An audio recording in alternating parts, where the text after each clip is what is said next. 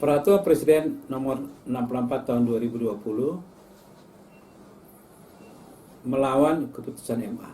Tanda petik, melawan keputusan MA. Assalamualaikum warahmatullahi wabarakatuh. Dalam Perpres nomor 64 tahun 2020, pemerintah menetapkan besaran iuran kembali naik menjadi 100.000 untuk kelas 2 ya, dan 150.000 per bulan untuk kelas 1. Sementara iuran untuk peserta BPJS kelas 3 ditetapkan di angka 25.500 per bulan. Ini peserta mandiri loh. Pada tahun 2021 iuran kelas 3 baru naik menjadi 35.000 per bulan. Baru 35.000 per bulan ditanggung oleh yang bersangkutan. Itu pada tahun 2021. Informasi tersebut tentu mengagetkan masyarakat, termasuk juga barangkali ya, karena ini suasana coronavirus, ya, mungkin virus corona itu sendiri terkaget juga dia. Kenapa? Karena inangnya manusia itu buyar pikirannya memikirkan virus yang sedang berbulan madu dengan inangnya gara-gara iuran ini. Ya, jadi bercabang pikiran inangnya itu sampai memikirkan virus yang ada di dalam tubuhnya dan juga iuran yang meningkat. Kenapa? Karena masyarakat berharap pemerintah patuh pada keputusan MA nomor 7P _HUM 2020 yang diputuskan oleh Majelis Hakim Mahkamah Agung tanggal 27 Februari 2020. Keputusan itu mengharuskan pemerintah kembali kepada besaran iuran sesuai dengan Perpres nomor 82 tahun 2018. Di mana bagi peserta PPPU, peserta bukan penerima upah dan bukan peserta, kelas 1 sebesar 80.000 dikembalikan. Kelas 2 51.000 dan kelas 3 tetap 25.500. Sejak itu berduyun-duyun peserta mandiri, PPPU maksudnya, peserta bukan penerima upah dan bukan peserta, kelas 2 dan kelas 1 pindah kelas, bergabung di kelas 3, karena naik tadi iuran. Berduyun mereka pindah kelas. Bergabung bersama umpel-umpelan dengan peserta fakir miskin dan tidak mampu yang mendapatkan PBI dari pemerintah. Dalam Perpres 75 tahun 2020, untuk mereka yang dapat PPI, iurannya dibayarkan oleh pemerintah dan dinaikkan menjadi 42.000 per orang per bulan PPB. Jadi lebih murah, ya. Memang PBI ini ya dibandingkan dengan menjadi peserta mandiri, ya, tapi naik hampir 2 kali lipat dibandingkan PBI sebelumnya. Saat ini di kelas 3 bergabung peserta fakir miskin dan tidak mampu yang tidak mengiur karena peserta PBI, jadi fakir miskin yang tidak mengiur, dengan peserta mandiri baik PPPU dan BP yang asalnya memang mengambil kelas 3 dengan mereka yang berduit. Ya, jadi PPPU dan BP yang memang awalnya udah ngambil kelas 3 bergabung lagi dengan PPPU dan BP yang berduit yang selama ini ngambil kelas 2 dan kelas 1 pindah ke kelas 3. Dalam pikiran mereka itu peserta mandiri ini nanti gampang lah jika sakit dan harus melakukan rawat inap, minta pindah saja ke kelas lebih tinggi. Selisihnya mereka bayar langsung ke rumah sakit atau melalui COB yang mereka pegang dengan health insurance yang mereka punyai. Kondisi itu memang ada masalah, yaitu target menyasar mereka yang selama ini mandiri dan mampu membayar di kelas 2 dan 1 lebih kurang 51.000 dan 80.000 tadi, karena sesuai dengan Perpres 75 2020 19 naik menjadi 110.000 dan 160.000 PPB, mereka berkelit dengan pindah ke kelas 3. Jadi karena naik dia berkelit, ya, tak mau membayar yang lebih tinggi lagi, tapi dia pindah kelas ke yang lebih murah. Jumlahnya sangat banyak. Saat ini boleh jadi lebih dari 1 juta peserta yang awalnya itu ambil kelas 2 dan kelas 1 pindah ke kelas 3. Bayangkan, yang pada mulanya dibayar 60.000, dia milihnya 42.000. Ya. Atau yang biasanya 110.000, dia milihnya 42.000. Ya, jadi di kelas 3 itu baik fakir miskin maupun mandiri menumpuk. Nah, ini menimbulkan persoalan tersendiri dalam fasilitas pelayanan kesehatan. Dengan demikian, jumlah peserta mandiri yang memilih kelas 1 dan kelas 2 semakin menyusut, sehingga tidak signifikan mengungkit tambahan kocek dana jaminan sosial BPJS Kesehatan. Intinya, dengan kebijakan Perpres 64 ini, ya, berkaitan juga dengan keputusan pemerintah ini sebagai respon terhadap keputusan Mahkamah Agung itu, ternyata tidak signifikan mengangkat kenaikan iuran. Karena apa? Karena sasaran yang mau dicapai mereka yang kelas menengah ke atas ini, yang selama ini kelas 1 dan 2 jadi peserta, diharapkan dia bisa membayar tinggi, ternyata dia turun kelas. Itu jumlah cukup banyak, 1 juta, bahkan bisa lebih saat sekarang ini.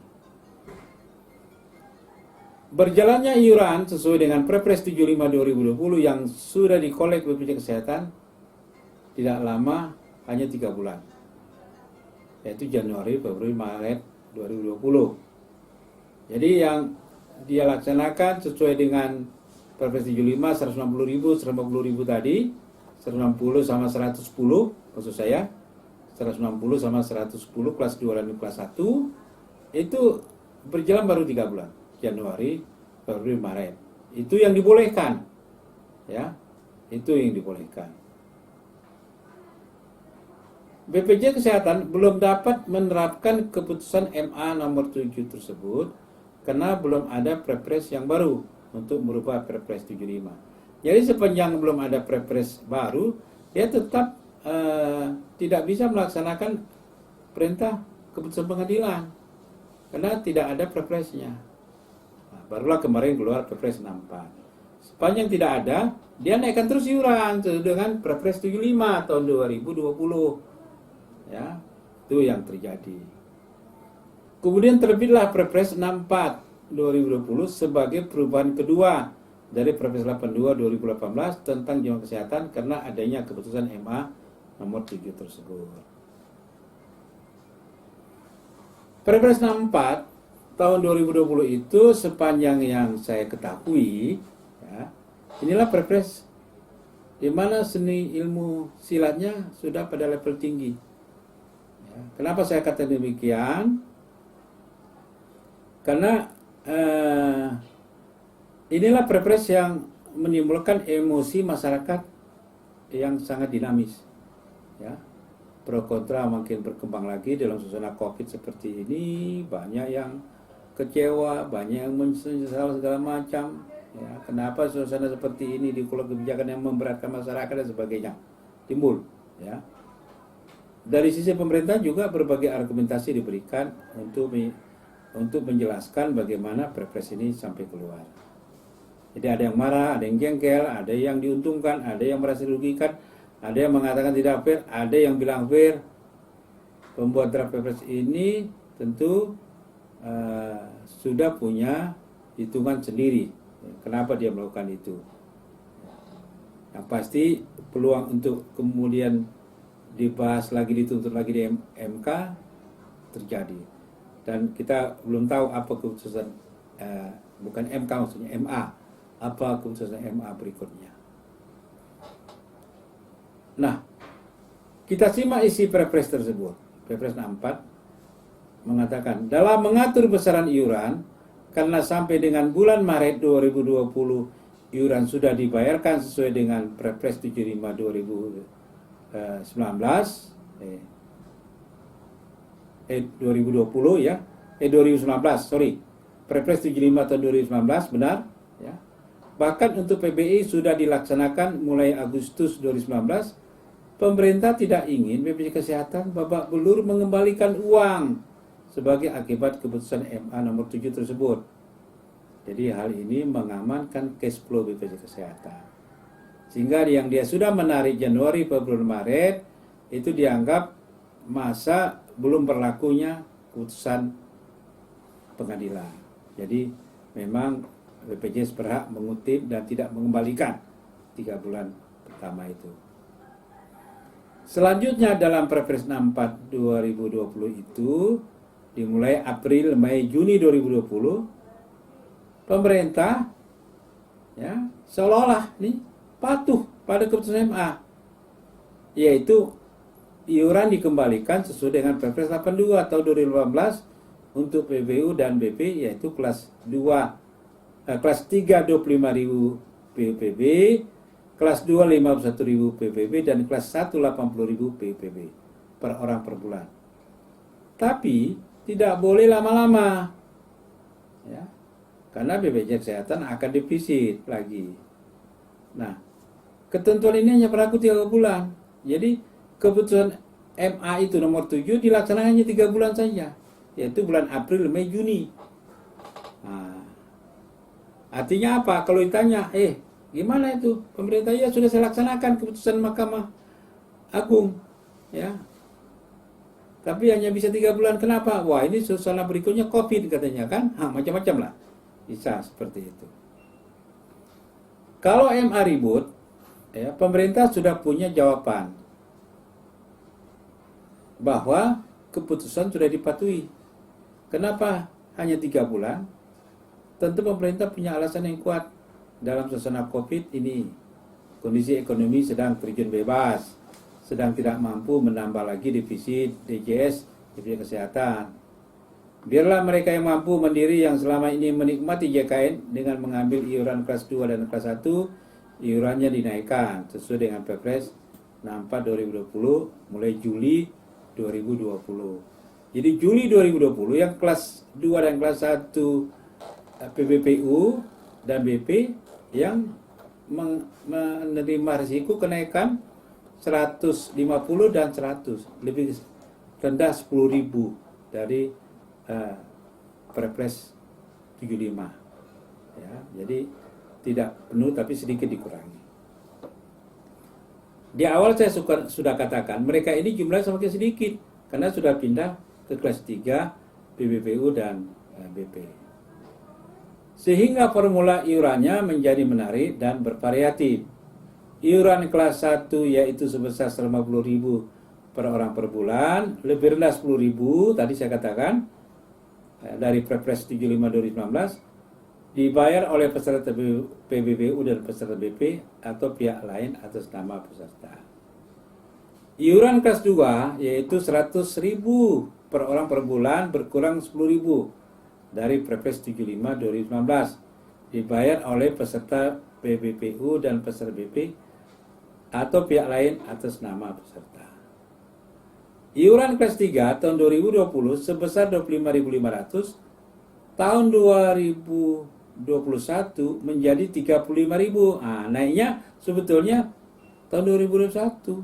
Ya, awal tahun 2021 baru menjadi 35.000, naiknya 9.500. Ya. Perpres ini menjelaskan ketentuan besaran iuran di atas mulai berlaku pada 1 Juli 2020. Bagaimana aturannya? Kita lihat di sini.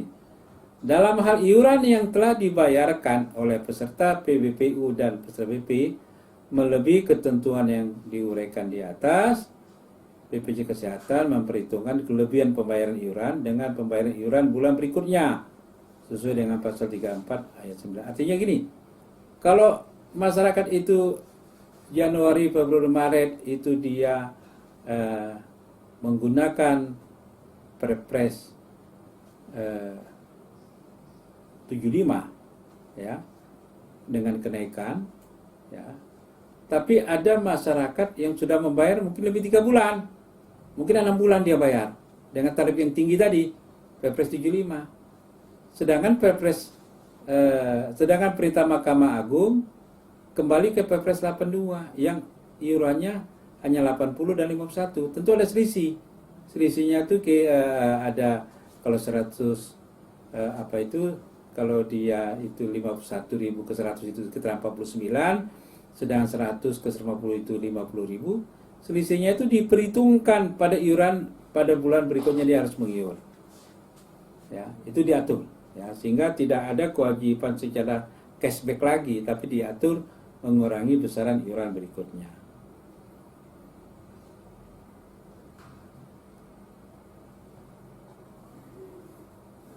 Harapan peserta JKN. Pemerintah menyadari bahwa data fakir miskin dan orang yang tidak mampu tingkat akurasinya masih belum 100%.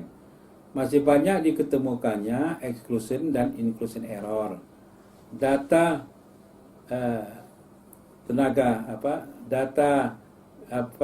data yang berkaitan dengan fakir miskin yang didata oleh Kementerian Sosial, data terpadu kesejahteraan sosial sebagai basis untuk menetapkan fakir miskin dan tidak mampu dapat PPI masih memerlukan verifikasi dan validasi data yang terus menerus setiap 3 bulan. Verifikasi dan validasi inilah yang masih belum merata dilakukan oleh pemerintah kabupaten dan pemerintah kota. Bukti nyata masih lemahnya data dimaksud tidak bisa terbantahkan saat sedang diberikan bantuan sosial sebagai social safety net atas kebijakan PSBB, di mana adanya peserta yang salah sasaran. Itu salah satu bukti memang masih tidak sinkronnya data tersebut. Dengan kondisi existing itu, banyak masyarakat yang sebenarnya masuk kategori miskin, tetapi karena tidak dapat PBI dan butuh menjadi peserta JKN, rela dengan membayar sendiri di kelas 3. Inilah yang teriak-teriak merasa keberatan. Inilah dasar pertimbangan pemerintah kenapa mensubsidi kelas 3 mandiri sebesar 16.500 per orang per bulan. Dia tetap membayar 25.500 kelas 3, tapi sebetulnya kewajibannya 42.000, selisihnya dibayar oleh pemerintah mulai bulan Juli. Jadi bulan Juli ini untuk kelas 3 tidak ada kenaikan. Tetap dia membayar 25.500. Dan tahun 2020 subsidinya dikurangi menjadi 7.000 karena dia hanya bayar 35.000. Ya seharusnya 42. 7.000 dibayar oleh pemerintah.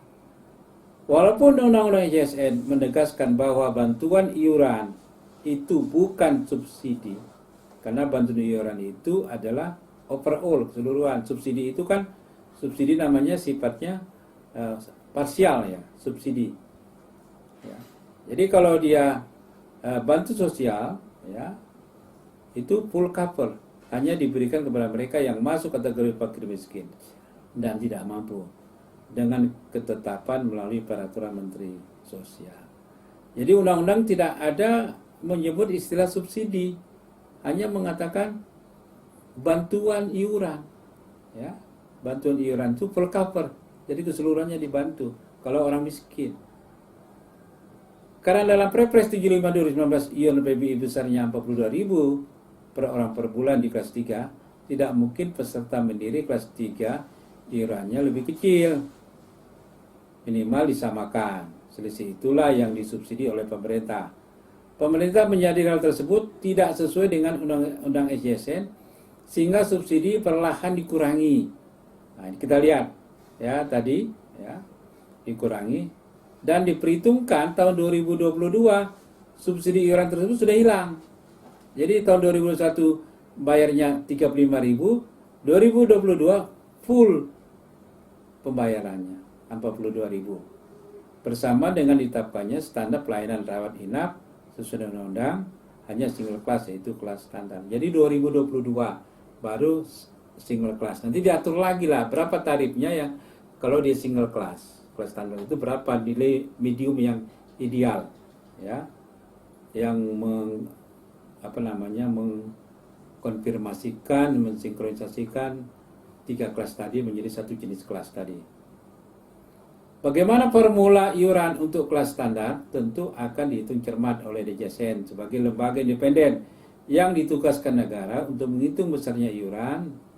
Terkait hal ini tentu kita dapat memahami kebijakan pemerintah tersebut dari satu aspek.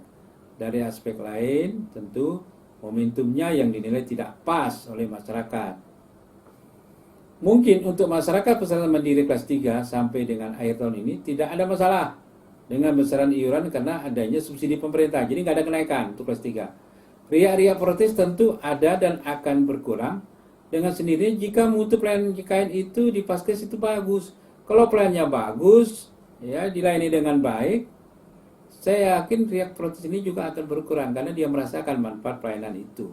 Protes ini semakin kencang jika pelayanan itu sendiri menjadi tidak baik. Itu juga akan menjadi bumerang bagi BPJS dan juga Paskes. Bagaimana dengan peserta mandiri kelas 1 dan 2? Pengamatan saya jumlahnya akan semakin menurun. Kemarin aja sudah 1 juta menurun. Ya. Dengan kenaikan tarif iuran yang ekstrim tadi, artinya total besaran iuran dari klaster ini tidak berkontribusi maksimal terhadap pola penerimaan DJS karena ada penurunan peserta. Ya, jadi dibanding dengan heboh dan riuhnya itu ya, tidak sesuai dengan uang yang didapat. Bisa jadi maksud pemerintah menaikkan iuran hampir 2 kali lipat dari sebelumnya, kelas 1 150.000 dan kelas 2 100.000 untuk membangun semangat gotong royong sesuai dengan salah satu dari 9 prinsip SJSN. Bahkan yang benar-benar over liquid dananya tidak memanfaatkan fasilitas pelayanan JKN dan menggunakan private insurance demi untuk memberikan peluang pelayanan JKN kepada mereka yang berada di kelas 3.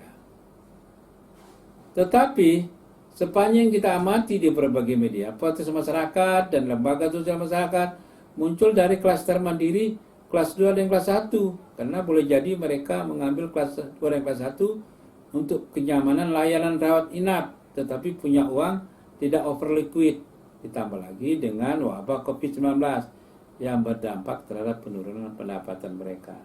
Jadi mereka ingin kenyamanan tapi pendapatan berkurang, tidak mau turun kelas.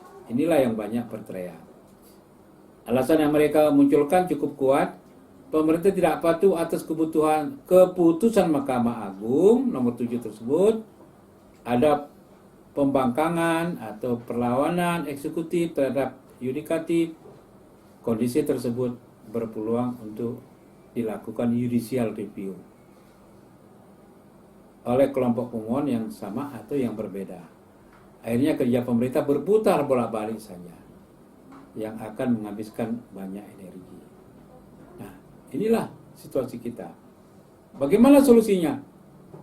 Solusinya adalah kalau begitu pemerintah harus menunjuk lembaga independen yang di dalamnya ada unsur pekerja, pemberi kerja, tokoh ahli jaminan sosial dan pemerintah, kementerian terkait, yaitu Dewan Jaminan Sosial Nasional yang dibentuk oleh Undang-Undang SJSN. Anggotanya diangkat oleh Presiden yang atas usulan Pansel ya, untuk melakukan upaya-upaya mediasi ya, karena ini lembaga yang dianggap kredibel. DJSN didorong untuk melakukan advokasi politik, maksud saya advokasi publik melalui berbagai segmen masyarakat yang terkena langsung kebijakan ini maupun tidak langsung, serta dengan media berita, ya, jelaskan latar belakang keluarnya Perpres dan kondisi lingkungan internal dan eksternal pemerintah saat ini, ya, secara jujur, transparan, didukung data yang akurat. Keterbukaan informasi ini menjadi syarat mutlak untuk tidak terjadinya bolak-balik eksekutif dan yudikatif. Nah, peran ini harus diambil oleh DJSN. Ya. Jika tidak, maka saya tidak bisa membayangkan lembaga lain yang lebih kredibel atau lebih independen untuk melakukan ini. DJSN harus mengambil peran ini. Ini harapan kita. Ya, terima kasih. Semoga Perpres 64 ini tidak menjadi isu politik yang melelahkan kita. Ya, dan tentunya kalaupun ini direview, oleh Mahkamah Agung, silakan saja sebagai hak sipil setiap warga untuk mendapatkan haknya. Terima kasih. Assalamualaikum warahmatullahi wabarakatuh.